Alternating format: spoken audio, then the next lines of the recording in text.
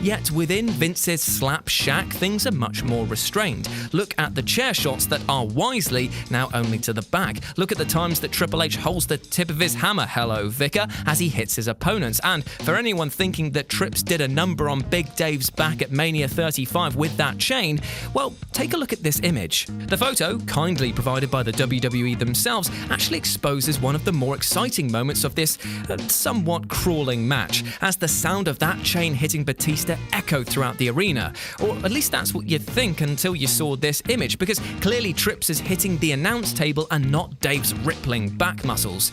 It's a clever but simple trick that, whilst looking dangerous, is basically the same as Homer Simpson beating up his barbecue in that episode. What a reference. Number 9. The Face Wash Brainwash.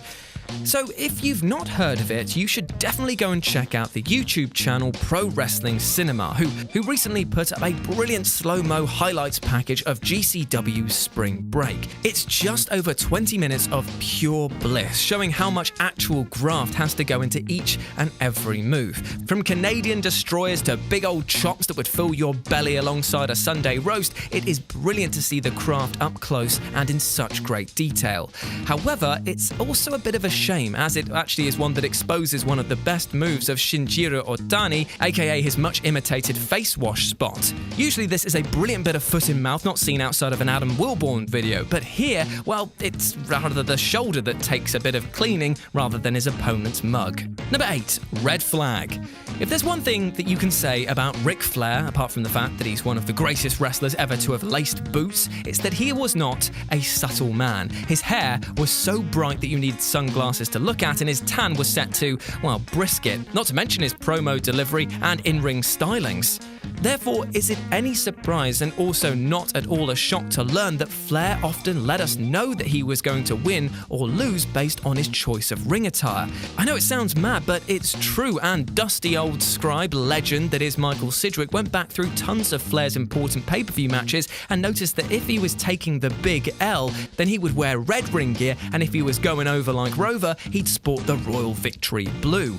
Now, why he'd advertised this fact to the audience once they're in the know is anyone's guess, and no one has actually been able to get a real answer out of him. But all you need to know is that he does it, and it's blatantly obvious once you've clocked it. Number 7. The Giveaway.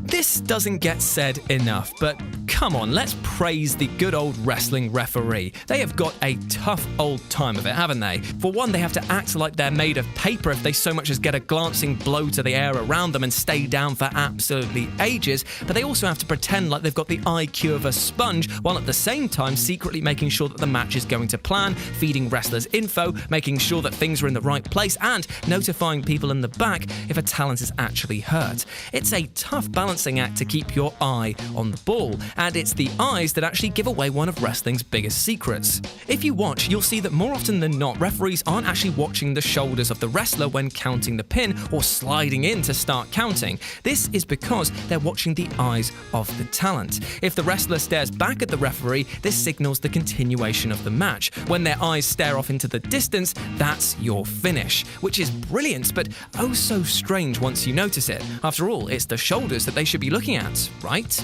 Number 6. The Leg Slap. We all know how it feels to recoil at the sound of a devastating super kick, and it can range from a wincingly high-pitched one to an almost dull thud of a gunshot, depending on who is swinging that big boot around. Yet, in real life, and I don't suggest that you try this unless you are bigger than your opponent and can run faster than the police, is that kicking people in the head doesn't actually make that type of sound. So where does it come from? Well, it turns out that it's not so much of an impact on the face and more an impact on the executing talent's thigh. Things move so quickly that you can barely register this, and with quick camera work of most promotions, you'll be none the wiser watching at home, but it's true. The hit that you're actually hearing is just the result of a huge trick slapper not seen since your mum was on the game. Who am I kidding? She still is. And also, that was my one per list. Number 5. The Boo Boo Face. Now this one might seem strange, but looking back at Mania 35's women tag title match, there was a clear indication of the dissatisfaction bubbling under the surface of Sasha Banks and Bayley as they made their entrances. Now the pair at this point were tag champs. I mean, everything should have been rosy, right? Well, for the most part it was, and the pair still forced a smile and schmoozed as you'd expect on their way to the ring, yet when they held their belts aloft and the world snapped their picture, they dropped the pretense and picked up the pissed off face. An image for the world to see that captured the dissatisfaction they clearly felt towards their position within the company, and most likely to the fact that they were saying goodbye to the titles that they'd helped will into existence. Basically, it's the exact face that you'd pull if you'd found out that you were losing to the Iconics. I'm sorry, Wilborn. Number 4. Stunt Grannies. The wrestling plant is not just a whomping willow on steroids, but a name given to a person in the crowd who's been selected by the company to either interact with the match at some point or even get in the way to take a body, acting as a fleshy barrier to the real crowd. It's a brilliant way of making the event feel like it can't be contained, and it's been done in numerous ways across the timeline. From Mrs. Dad trying to outbox the legend, the myth, the potato prince himself, Shane O'Mac, from a granny trying to bray Hulk Hogan back in WCW, it is a brilliant spot and a brilliant pop, but ultimately it is all just a ruse. Still though, it's hard not to cheer for these plucky no-hopers, although it is a bit strange and a bit of a shame that we've not seen the crowd, who are usually so vocal at how they could beat up anyone, not help these poor souls. Oh well, I'm sure that they're not just full of hot air, right? Yeah, I'm sure of it. Number 3. Chatty faces. This next entry is just an unfortunate reality of the high definition that we're used to now and the all-seeing eye of wrestling filming. As the decades have passed and technology has improved, and the fact that we now have multiple camera operators on the show floor, it's hard to hide when wrestlers are actually relaying information to one another in the ring. I mean, we've all seen it, a chin lock which looks very much like the person applying it is telling them a very aggressive bedtime story,